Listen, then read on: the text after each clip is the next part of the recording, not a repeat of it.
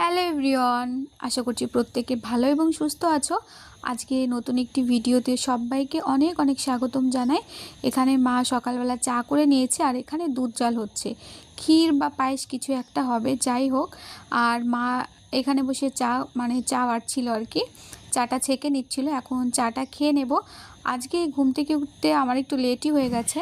কালকে রাতে আমি এই তাকটা পরিষ্কার করেছি, এখানে অনেক কিছু ছিল, তো সেগুলোকে বের করে তারপরে কলিং দিয়ে তারপর ভালো করে টিস্যু দিয়ে মুছে নিয়েছি।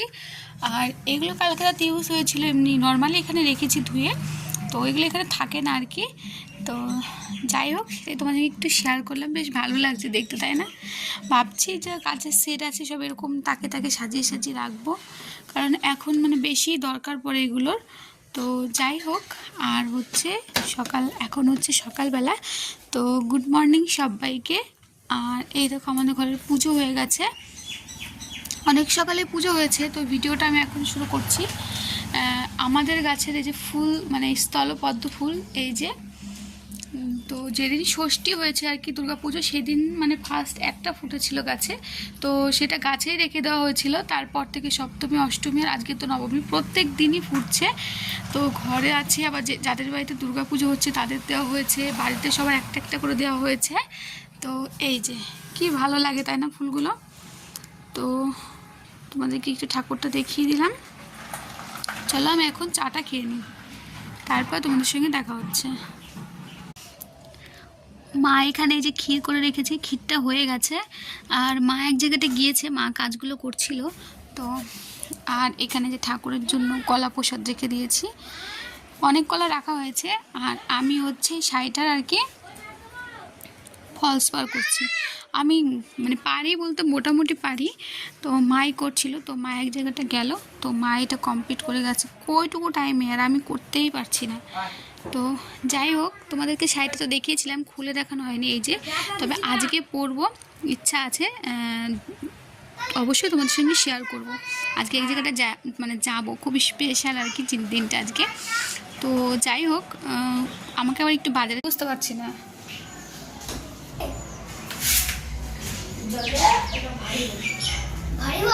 হ্যাঁ,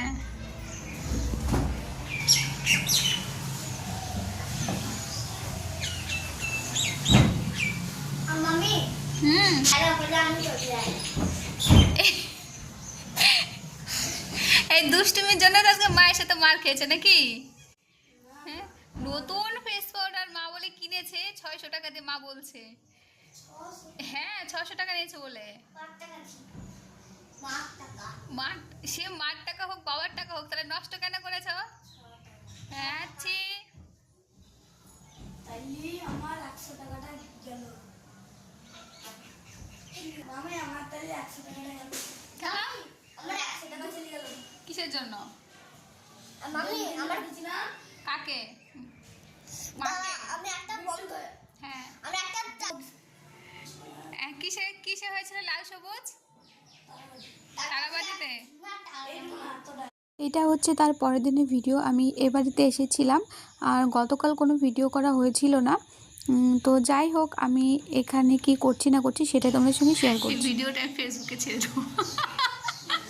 আমার ঘরে এই যে কোথা থেকে কোথায়, এই যে ও তো একা একা উঠেছে, ও তো বড়, আর এই যে আমি তুলে দিয়েছি, আর নামিয়ে দেবো না আমি নামিয়ে দেবো না। আমি ড্রেসটা চেঞ্জ করে নিয়েছি, আর এখনই খাওয়া দাওয়া করলাম, লুচি তরকারি মিষ্টি এগুলো খাওয়া দাওয়া করলাম। এখন কি করব, কোনো কাজ নেই, বসে আছি। আর এই চুড়িদারটা পরলাম, আজকে নাইটি পরলাম না, তো বাড়ি থেকে চুড়িদারটা নিয়েছিলাম, নাইটি পরার ইচ্ছে নেই আজকে। তো যাই হোক, বিক্রমের তো শরীরটা ভালো নয়, ওষুধ নিয়ে বসে আছি এখানে। তো কালকে 7টার সময় ওর ডাক্তার দেখানো, নাম লেখানো হয়েছে। এই যে বিক্রম এখানে বাটিতে করে কষা মাংস নিয়ে এসেছিলো, তো ও খাওয়ার জন্য নিয়ে এসেছিলো, কিন্তু ওটাই একটাই সমস্যা, আমাকে না দিয়ে কিছুই খেতে পারে না, তো সেটাই খেয়ে নিচ্ছিলাম। তো তোমরা ভিডিওটা দেখতে থাকো। আগে যখন এই ঘরে আসতাম, শুধু 4টে দেওয়ালে রং করা ছাড়া হয়তো ঘরে কিছুই ছিল না, কিন্তু এখন যেহেতু মোটামুটিভাবে ফার্নিচার দিয়ে ঘরটা সাজানো হচ্ছে না, আস্তে আস্তে একটু নোংরা হলেই যেন কেমন লাগে। তো ভাবছিলাম যে একটু ঝাড়টা দিয়ে নিই, যদিও ঝাড় দেওয়াই ছিল সকালে, তো আমি একটু পরিষ্কার করে নিচ্ছি। আর হয়তো তোমরা আমাকে এখানে একা একা দেখতে পাচ্ছ, আসলে এই বাড়িতে এখন এত লোক আছে যেটা মানে কি বলো, তোমরা হয়তো ভাবতে পারবে না। আসলে বাড়ির মেয়ে জামাই নাতি সবাই এসছে, তো আমি ওপরের ঘরে একাই ছিলাম। তো ঘরটা মানে আমার সঙ্গে আমার রিতেশ নিতেশ ওরা ছিল, ওরা আর কি স্নানের টাইম হয়ে গেছে বলে স্নান করতে গেছে। তো আমি ভাবছি ঘরটা একটু পরিষ্কার করে নিই। আর এখানে না ক্যামেরাটা ভালো মানে দেখা যাচ্ছিল না, তাই আর কি অন্য সাইডে রাখছি। আর আজকে তো যেহেতু দশমী, তো সবাইকে জানাই শুভ বিজয়া দশমী। বড়দের আমার প্রণাম আর ছোটদের অনেক অনেক ভালোবাসা। আর যেটা তোমাদেরকে বলার ছিল সেটা হচ্ছে সপ্তমীর দিন তো আমি ওই একটুখানির জন্য ঠাকুর দেখতে বেরিয়েছিলাম রাত্রেবেলা, সেই ব্লগ তো আমি শেয়ার করেছি। আর অষ্টমী নবমীতে আমি আর ঠাকুর দেখতে বেরোতে পারিনি, কিন্তু নবমীতে ভেবেছিলাম বেরোবো। আমি আমার ওই গুরুদেবের ওখানে গিয়েছিলাম আর কি। তো দুপুর অবধি তো আমি ভিডিও করেছিলাম যে শাড়ির ফলস পার করছি, তো তারপরে আর ব্লগটা কন্টিনিউ করা হয়নি। আর আসল কথা হচ্ছে বিক্রমের শরীরটা একটু খারাপ। আমি তো তোমাদের সঙ্গে শেয়ার করলাম যে ওর ওষুধপত্র চলছে, বলতে এমনি বাইরে থেকে নেওয়া হয়েছে, আর ডক্টরের ডেটও নেওয়া হয়েছে। তো যাই হোক, দেখা যাক। যেহেতু পুজোতে সবাই ছুটি নিয়েছে, এর জন্য একটু অসুবিধা হচ্ছে। তো এর পরের দিন 7টার সময় আর কি ডক্টর টাইম দিয়েছে, তো যাই হোক যাবো আর কি ডক্টর দেখাতে। তো আমাকে আবার হয়তো আসতে হবে ওই দিন।